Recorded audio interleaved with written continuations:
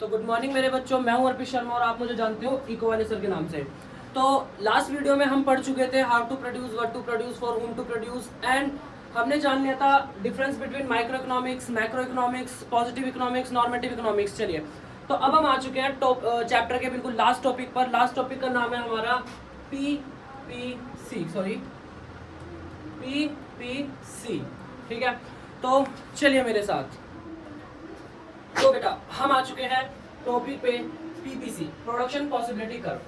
तो सबसे पहले हम ये समझेंगे कि प्रोडक्शन पॉसिबिलिटी कर्व होता क्या है। देखो, इसके नाम से इसका मतलब समझने की कोशिश करेंगे। ठीक है, लिखा हुआ है प्रोडक्शन, लिखा हुआ है प्रोडक्शन पॉसिबिलिटी कर्व, उत्पादन संभावना वक्र। चलिए पहले ना मैं थोड़ा सा प्रोडक्शन के बारे में आपको बता देता हूँ। ठीक है जी, चलिए बात करते हैं प्रोडक्शन की। तो हमें पता है, हम जब प्रोडक्शन की बात करते हैं तो प्रोडक्शन में हमें दो चीजें चाहिए होती है। मैं पहले वीडियोस में बता चुका हूं आपको। पहला रिसोर्सेज, दूसरा टेक्निक। ठीक है जी, चलिए अब ये तो हमें पता चल गई, हमें दो चीजें चाहिए। अब प्रोडक्शन पॉसिबिलिटी का पढ़ने के लिए ना हमें कुछ अजम्पशंस का ध्यान रखना पड़ेगा। उन अजम्पशन की बात कर लेते हैं। तो पहली अजम्पशन ये है कि हमारे जो रिसोर्सेज और जो टेक्निक्स है, यानी कि जो रिसोर्सेज है, रिसोर्सेज आर लिमिटेड। दूसरा, टेक्निक इज कांस्टेंट। तीसरा, only two goods, only two goods have exist. सिर्फ दो ही गुड्स होते हैं। और हमारी जो चौथी प्रोडक्शन है, चौथी हमारी जो क्या कहते हैं assumption है, ये मैं आपको बाद में बताऊंगा। ठीक है, इसके लिए थोड़ा सा आपको वेट करना पड़ेगा। चलिए अब आगे चलते हैं। देखो, मैं आपको प्रोडक्शन पॉसिबिलिटी का शुरू होने से पहले ना एक तो छोटे छोटे टर्म समझाना चाहता हूँ, ताकि जब हम प्रोडक्शन पॉसिबिलिटी का पढ़ेंगे उसमें हमें प्रॉब्लम क्रिएट ना हो। ठीक है, सबसे पहली टर्म है हमारी अपॉर्चुनिटी कॉस्ट।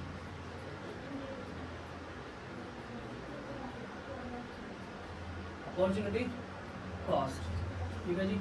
अवसर लागत, अपॉर्चुनिटी का मतलब होता है अवसर और कॉस्ट का मतलब होता है लागत। तो अवसर लागत या अपॉर्चुनिटी कॉस्ट का मतलब क्या होता है, मैं इसे एग्जांपल से समझाता हूँ। ठीक है,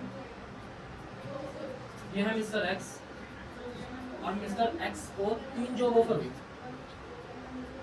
जॉब 1 इनको दे रही है सैलरी 1 लाख रुपीज, जॉब 2 इनको दे रही है 2 लाख रुपीज, और जॉब 3 दे रही है इनको 50,000। ठीक है जी। अब आप मुझे बताइए कि जो मिस्टर एक्स है ये कौन सी जॉब लेना पसंद करेंगे। सिंपल सी बात है भाई, जिसमें ज्यादा पैसे मिल रहे हैं, जॉब 2। लेकिन इन्होंने इस जॉब को पाने के लिए, इन्होंने इस जॉब को पाने के लिए जो इससे बेस्ट ऑप्शन है, जिसको छोड़ दिया है, जैसे 1 लाख रुपए, this is opportunity cost to get this job. Opportunity cost refers to the next best alternative forgone, next best alternative forgone. देखो, डेफिनेशंस वगैरह, नोट्स वगैरह सारे के सारे आपको पता है, आपको वेबसाइट से डाउनलोड करना है। वेबसाइट का लिंक आपको डिस्क्रिप्शन में मिल जाएगा। ठीक है, चलिए ये समझ में आया हमें अपॉर्चुनिटी कॉस्ट। दूसरा आता है मार्जिनल अपॉर्चुनिटी कॉस्ट। देखो, मार्जिनल का मतलब क्या होता है, मार्जिनल का मतलब होता है एडिशनल, एडिशनल, या फिर मार्जिनल को हम यूज करते हैं पर यूनिट के लिए। किस चीज के लिए? पर यूनिट के लिए। देखिए समझिए, ये एक स्पेस है, खाली स्पेस है, इसके अंदर हमें दो चीजें रखनी है, एक वस्तु एक्स और वस्तु वाई। लेकिन मैंने इसको यहां तक फुल किससे भर दिया, मैंने इसको यहां से भर दिया गुड एक्स से। ठीक है, अब अगर मुझे इसके अंदर गुड वाई का एक यूनिट भी डालनी है तो मुझे एक्स की कुछ यूनिट इससे निकालनी पड़ेगी, हाँ या ना। ठीक है, तो जितनी यूनिट में गुड वाई की एक यूनिट डालने के लिए जितनी यूनिट गुड एक्स की बाहर निकालूंगा उसको बोलेंगे मार्जिनल अपॉर्चुनिटी कॉस्ट। इसका मतलब एक एडिशनल यूनिट ऐड करने के लिए जितनी यूनिट हमने सैक्रिफाइस करी, हमने बताया था ना अपॉर्चुनिटी कॉस्ट जो छोड़ दिया कॉस्ट, एक यूनिट को पाने के लिए जितनी चीज है, जितनी यूनिट हमने छोड़ दिया है, उतनी यूनिट को बोलेगा मार्जिनल अपॉर्चुनिटी कॉस्ट। आई बात समझ में यहाँ पर या नहीं? चलिए अब इससे आगे हम पढ़ते हैं वापस से प्रोडक्शन पॉसिबिलिटी कर्व। तो देखो प्रोडक्शन पॉसिबिलिटी कर्व समझने के लिए मैंने तुम्हें दो चीज बताई। सबसे पहला कि भाई हमारे रिसोर्सेज कांस्टेंट है और हम दो वस्तु प्रोड्यूस कर रहे हैं। मान लीजिए ये क्या है, ये एक शॉप है, ठीक है। इस शॉप में हम दो गुड्स प्रोड्यूस कर रहे हैं, गुड एक्स और गुड वाई, ठीक है जी। लेकिन हमारे पास, हमें पता है हमारे पास क्या है, लिमिटेड जगह है। हम सिर्फ उतना ही प्रोडक्शन कर सकते हैं जितना इस दुकान के अंदर आएगा। ऐसा तो नहीं है ना कि हम प्रोडक्शन करके साइड वाली दुकान में रख देंगे जी, नहीं, साइड वाली दुकान हमारी है ही नहीं, तो हम उसमें भी सामान नहीं रख सकते। चलिए बात करते हैं, ये आ गया हमारा कॉम्बिनेशन का, ये आ गया हमारा गुड एक्स और ये आ गया हमारा गुड वाई, ये आ गया हमारा एमओसी। अब ये ब्लैंक किसने छोड़ा है, इसको भी बता देंगे। चलिए भाई मान लीजिए हमने किस तरीके से प्रोडक्शन करी, हमने प्रोडक्शन करी, हम गुड एक्स की 0 यूनिट प्रोड्यूस कर रहे हैं और गुड वाई की 15 यूनिट प्रोड्यूस कर रहे हैं और इसको हमने दे दिया नाम कॉम्बिनेशन ए, ठीक है। अब हमने क्या किया, गुड एक्स की प्रोडक्शन बढ़ानी शुरू करी, गुड एक्स की 1 यूनिट बढ़ाई, गुड वाई की 1 यूनिट कम कर दी, कोई दिक्कत। गुड एक्स की 1 और यूनिट बढ़ाई, गुड वाई की 2 और यूनिट कम कर दी हमने, ठीक है। गुड एक्स की 1 और यूनिट बढ़ाई, 3 यूनिट प्रोड्यूस कर रहे हैं, अब गुड वाई की 3 यूनिट और कम कर दी, ठीक है जी। इसका मतलब यहाँ पर आ गया 9, 4 यहाँ पर आ गया, 5 यहाँ पर आ गया, और अगर मैं इसको थोड़ा सा ऊपर ले जाऊँ तो मेरे पास जगह बन जाएगी।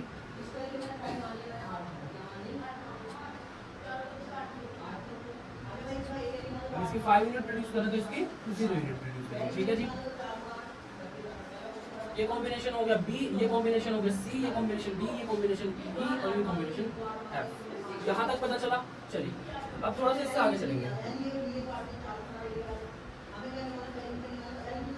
देखो मैंने बताया तुम्हें, जब मैं पीपीसी की बात करूंगा ना, तो पीपीसी में एक लास्ट टर्म हमने पढ़ी कर्व, ठीक है। जब भी हम कर्व शब्द देखेंगे तो ये हमें पता चल जाएगा कि ये ग्राफिकली रिप्रेजेंटेड है, ग्राफिकली रिप्रेजेंटेड है। आई बात समझ में नहीं है? इसका मतलब हमें ग्राफ बनाना है। जब भी कर्व की बात करेंगे, किसका ग्राफ बनाना है, प्रोडक्शन की पॉसिबिलिटीज का। भाई हमने पढ़ लिया कि रिसोर्सेज हमारे फिक्स हैं, रिसोर्सेज हमारे फिक्स है और लिमिटेड टेक्नोलॉजी हमारी कांस्टेंट है। तो फिक्स रिसोर्सेज और कांस्टेंट टेक्नोलॉजी के बिहाफ पर हम जितनी भी प्रोडक्शन कर रहे हैं, जितने भी कॉम्बिनेशन बना रहे हैं, मैंने आपको एक चीज बताई थी, मैंने आपको बोला था कि मैं आपको एक और वो बताऊंगा, असम्पशन बताऊंगा, है ना? बोला था या नहीं बोला था? और अब टाइम आ गया उस चौथी असम्पशन को बताने का। चौथी असम्पशन क्या है हमारी, resources are fully utilised. Fully utilised का मतलब होता है फुल्ली यूज्ड, इसका मतलब जीरो वेस्टेज, जीरो वेस्टेज। आगे बात समझ में? चौथी असम्पशन। अब इन सारे कॉम्बिनेशन में हम अपने रिसोर्सेज को पूरी तरीके से यूज कर रहे हैं। अब अगर मैं इन सभी रिसोर्सेज को ग्राफ पर प्लॉट कर दूं, x 0 y 0 x, ठीक है। अब अगर मैं इनको सभी को ग्राफ पर प्लॉट कर दूं तो हमारे पास कुछ इस तरीके की शेप निकल कर आएगी इस कर्व की, ठीक है। आप कर देख लीजिएगा, कॉम्बिनेशन ए, कॉम्बिनेशन बी, कॉम्बिनेशन सी, डी, ई और एफ, ठीक है जी। तो इस कर्व को हमने नाम दिया पीपीसी, प्रोडक्शन पॉसिबिलिटी कर्व। आई बात समझ में? Production possibility curve. चलिए एक और एग्जांपल लेता हूं मैं। मान लीजिए ये मिस्टर एक्स दोबारा से यहाँ पर आ गया, मैंने इनको दिए 500 रुपये, कितने रुपए दिए? 500 रुपये। और मैंने इनको बोला आपको दो चीजें खरीदनी है, एक गुड एक्स खरीदना और एक गुड वाई खरीदना है, ठीक है। अब इन्होंने कुछ इस तरीके से खरीदना शुरू करा कि इन्होंने 250 रुपये एक्स पर लगा दिए और 250 रुपये वाई पर लगा दिए, 100 रुपये एक्स पर, 400 रुपये वाई पर, 400 रुपये एक्स पर, 100 रुपये वाई पर। इस तरीके के बहुत सारे कॉम्बिनेशन बन जाएंगे, ठीक है जी। लेकिन इन्होंने दो अलग कॉम्बिनेशन बनाए। इन्होंने क्या किया, चालबाजी करी, क्या कहते हैं, 200 रुपये यहाँ खर्च करे, 200 रुपये यहाँ खर्च करे और 100 रुपये अपनी जेब में बचाकर ले आए, 100 रुपये अपनी जेब में बचाकर ले आए। आई बात समझ में? और इन्होंने कोशिश करी चौथे पर 300 रुपए यहाँ खर्च करने की और 300 रुपए यहाँ खर्च करने की, लेकिन इन्होंने जब ये लास्ट कॉम्बिनेशन बना रहे थे 100 रुपए का घाटा सहना पड़ा और 100 रुपए के लिए बेइज्जती हो गई इनकी। क्या ये पॉसिबल है? जी ये पॉसिबल है। अब समझना जरा बात। प्रोडक्शन पॉसिबिलिटी कब समझ में आया? प्रोडक्शन पॉसिबिलिटी कर्व का मतलब क्या होता है? प्रोडक्शन पॉसिबिलिटी कर्व का मतलब होता है graphical representation of all possible combination of two goods which we can be produce with our given resources and technology. यहाँ तक समझ में आ गया सबको? चलिए ये पता चला। अब देखो इसी तरीके से हमने दो कॉम्बिनेशन यहाँ पे बना दिए, जी और एच कॉम्बिनेशन। जी कॉम्बिनेशन में हमने क्या किया? जी कॉम्बिनेशन में हमने 2 यूनिट इसकी प्रोड्यूस करी, 10 यूनिट इसकी प्रोड्यूस करी और 2 यूनिट सेव कर ली, यानी कि जी कॉम्बिनेशन कहीं यहाँ पर आ गया, ठीक है। और एच कॉम्बिनेशन में हमने क्या करा? 5 यूनिट इसकी प्रोड्यूस करी और 10 यूनिट इसकी प्रोड्यूस करने की कोशिश करी, तो ये एच कॉम्बिनेशन यहाँ पर आ गया कहीं पे भी। आई बात समझ में या नहीं आई? क्लियर है? इससे आगे बढ़ने से पहले मैं तुम्हें ये बता, चलो इसको बाद में बताएंगे हम उसी एमआरटी को। यहाँ तक पता चला। बात करते हैं अब इन कॉम्बिनेशन को बोलते क्या है, इन कॉम्बिनेशन को बोलते क्या है। क्वेश्चन आएगा 1 नंबर पे, मोस्टली आता है हमेशा कॉम्बिनेशंस के नाम। पहला on the line combination, on the line combination कौन कौन से है? A B C D E और एफ। जो ऑन द लाइन यानी कि पीपीसी के ऊपर है, इसको बोलते हैं हम अटेनेबल कॉम्बिनेशन, अटेनेबल कॉम्बिनेशन, ठीक है। दूसरा below the line, below the line कौन सा है? जी, इसको क्या बोलते हैं हम? Under attainable combination, under attainable combination, ठीक है जी। दूसरा क्या है? अबोव द लाइन, कौन सा कॉम्बिनेशन है? एच कॉम्बिनेशन, इसको बोलते हैं हम अनअटेनेबल। अटेनेबल का मतलब क्या होता है? अटेनेबल का मतलब होता है प्राप्त योग्य है, हिंदी में इसको बोलते हैं प्राप्त योग्य, यानी कि जिसको हम प्राप्त कर चुके हैं। भाई इनको हमने पूरी तरीके से यूटिलाइज कर लिया, ये भी पूरी तरीके से यूटिलाइज करना बाकी है, और इसको हम यूटिलाइज कर ही नहीं सकते क्योंकि हमारे पास उतने रिसोर्सेज या उतनी टेक्नोलॉजी है ही नहीं। आई बात समझ में? चलिए इससे आगे चलते हैं, ठीक है। इससे आगे हम यहाँ चलेंगे, आती है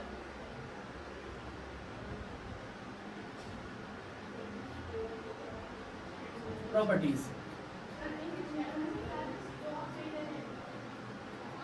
प्रॉपर्टीज ऑफ पीपीसी। देखिए किसी भी कर्व की मेजरली 2 प्रॉपर्टीज होती ही होती है। सबसे पहला उसकी शेप, दूसरा उसकी स्लोप, शेप और उसकी स्लोप। तो भाई शेप की बात करते हैं फटाफट से, हम पीपीसी की शेप की बात करते हैं। चलिए पीपीसी की शेप की बात करते हैं। हमने 2 शेप पढ़ी है, एक ये वाली और एक ये वाली। इसको बोलते हैं कॉनकेव, इसको बोलते हैं कॉन्वेक्स। पता करने का तरीका कैसा है? ये वाली शेप कॉनकेव और ये वाली शेप कॉन्वेक्स, कॉनकेव और कॉन्वेक्स। तो इसकी शेप कैसी है? कॉनकेव। बट हम इसमें एक चीज ध्यान रखेंगे, हम हमेशा सेंटर से शेप मेजर करते हैं, इधर से, इससे इधर से। तो शेप कैसी हो गई? Concave to the centre, to the centre. But question ये नहीं आता कि शेप कैसी है, क्वेश्चन आता है शेप ऐसी क्यों है, व्हाई, ठीक है। रीजन होता है इसका बिकॉज ऑफ MRT। चलो हम MRT समझ लेते हैं क्या होता है। MRT का मतलब होता है मार्जिनल रेट ऑफ ट्रांसफॉर्मेशन।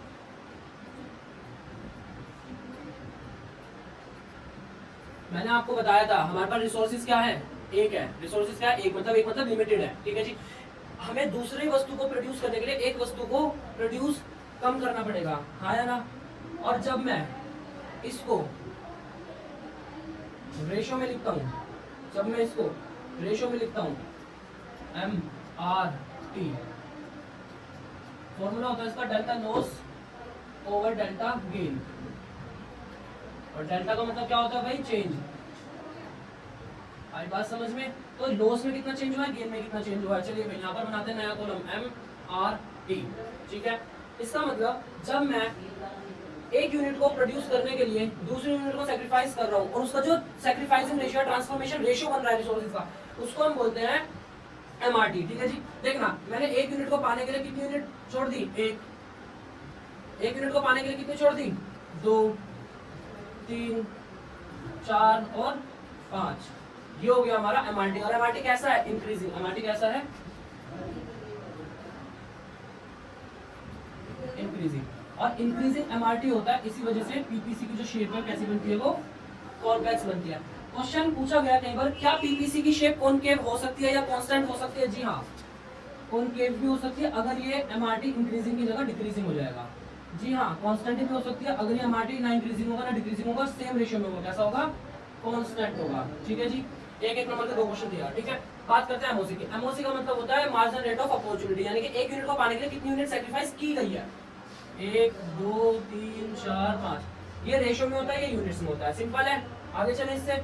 चलिए भाई बात करते हैं अब किसकी, दूसरी इसकी प्रॉपर्टी की, पीपीसी की दूसरी प्रॉपर्टी की। दूसरी प्रॉपर्टी है शेप। भाई शेप कैसी है, देखना जरा पीपीसी की शेप कैसी है, सॉरी स्लोप कैसी है। स्लोप कैसी होती है, अब देखो स्लोप भी हमें, स्लोप का मतलब क्या होता है, स्लोप का मतलब होता है ढलान, झुकाव।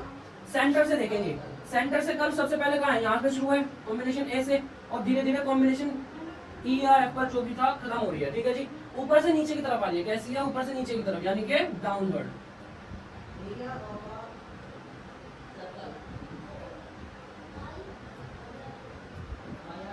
कैसी है, डाउनवर्ड स्लोपिंग, डाउनवर्ड स्लोपिंग। और डाउनवर्ड स्लोपिंग इसी वजह से है क्योंकि हमें 1 यूनिट को पाने के लिए दूसरी यूनिट को सैक्रिफाइस करना पड़ रहा है। ठीक है जी, चलिए बात करते हैं, एक छोटा सा टॉपिक हो रहेगा लास्ट, इसके बाद आपका फर्स्ट चैप्टर खत्म। देखिए लास्ट टॉपिक ये है हमारा कि अगर पीपीसी के बाहर कोई कॉम्बिनेशन है, ये कॉम्बिनेशन कोई एच है, क्या हम इस कॉम्बिनेशन को गेन कर सकते हैं? मैंने आपको बताया था कि प्रोडक्शन 2 चीजों के बिहाफ पर होती है, रिसोर्सेज एंड टेक्निक। अगर हम 2 वस्तु की प्रोडक्शन कर रहे हैं, गुड एक्स और गुड वाई, समझना अगर हम गुड वाई के रिसोर्सेज और टेक्नोलॉजी को बढ़ा दें, इंप्रूव कर दें, तो गुड वाई की प्रोडक्शन बढ़ जाएगी और कर्व कुछ इस तरीके से आएगी। हाँ या ना, सिंपल है। इसको बोलेंगे moving, moving in PPC. Moving क्यों, क्योंकि देखो बेस सेम है ना, 2 चेंज आते हैं। जब मैं चेंज की बात करता हूँ ना तो 2 तरीके से चेंज आता है, पहला शिफ्ट और दूसरा मूव।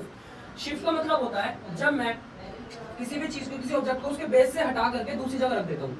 मूविंग का मतलब होता है जैसे कि अब मैं इस पेन को इधर से इधर लेके जा रहा हूँ, तो ये लाइन हमें दिखा रही है कि ये मूव कर रहा है, इसके ऊपर बेस से टच है। आई बात समझ में?